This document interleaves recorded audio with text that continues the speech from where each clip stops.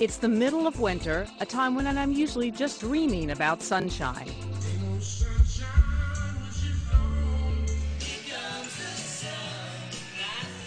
But this year, I've brought the sun inside to work for me.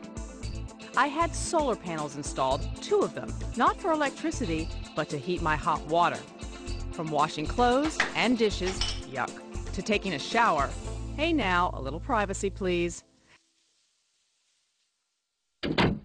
This simple system is designed to harness the sun's free energy to pay for up to 2/3 of a typical homeowner's hot water bill. Depending on the design, costs roughly range from $2,000 to $10,000, and there are some pretty sweet tax incentives that can cut your costs in half in some cases. My estimated payback time, about 5 to 6 years. It took my plumbing and electrical solar team, Smart Systems USA, about 3 days to install. First, they determined if the house was a good candidate. Southern exposure, tree shade, and roof pitch are all factored in. This instrument, called the Solar Pathfinder, shows how much sun lands on your roof during different times of the day. The sun is right on the 3:30 mark, so we can see where we have our shading on the left-hand side, so we're going to lose a little bit of the radiation from the sun there. Later in the day, we're pretty much wide open to the sun.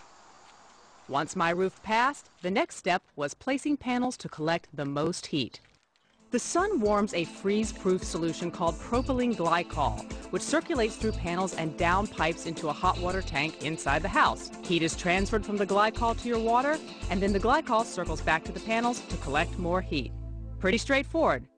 The main trick, running lines so they don't look hideous from the outside. Most homes have an attic to route through, which makes it easier. If you don't, like me, make sure installers have a plan to hide lines or box them in, like this. You'll also need a backup heat source for cloudy days. I hooked my tank to a new efficient gas-fired boiler. In the summer, I don't expect to need much backup fuel at all. And I was surprised. Even now on cold days, if the sky was clear, water temps climbed close to 100 degrees just using the sun.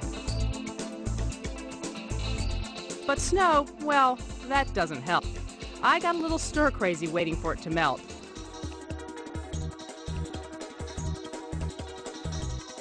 In fact, the panels can start to make you a little nuts.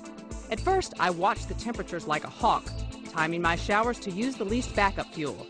I also started to think my neighbor's trees were cramping my solar game, so I went to ask about doing some trimming. My neighbor Chris, she's a former police captain, great sport, shouldn't be a problem. Yeah, never mind. I'll take a cold shower over a ticked-off pit bull any day. Finally, I just chilled and took a cue from my solar panels. Turns out, this is a pretty good place to work on my winter tan while waiting for spring. I'm Gwendolyn Bounds, and I'm up on the roof and all about the house for the Wall Street Journal.